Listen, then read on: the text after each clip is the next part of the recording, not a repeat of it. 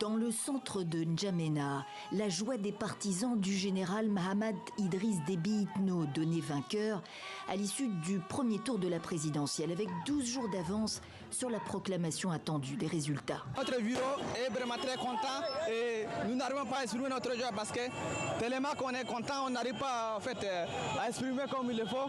Et avant même, nous savons très bien qu'on va gagner. Tir de joie des militaires près du palais présidentiel, mais aussi aux abords du siège du parti du Premier ministre et opposants, destiné, selon des journalistes sur place, à dissuader ses soutiens de se rassembler. Au vu de cette large victoire, je suis désormais le président élu de tous les Tchadiens, aussi bien le président de ceux qui ont voté pour moi, mais aussi le président de ceux qui ont fait d'autres choix.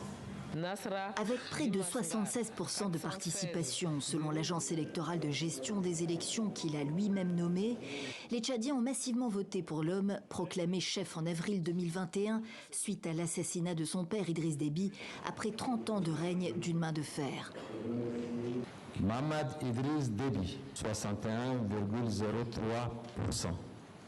Asiongar Masra, succès, 18,53%.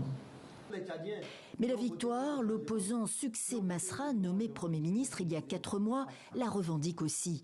Avant même l'annonce des résultats officiels provisoires, il a accusé le camp Déby de fraude, appelant ses partisans sur Facebook à ne pas se laisser voler l'élection présidentielle. À tous les Tchadiens qui ont voté pour le changement, qui ont voté pour moi, je vous dis mobilisez-vous pacifiquement.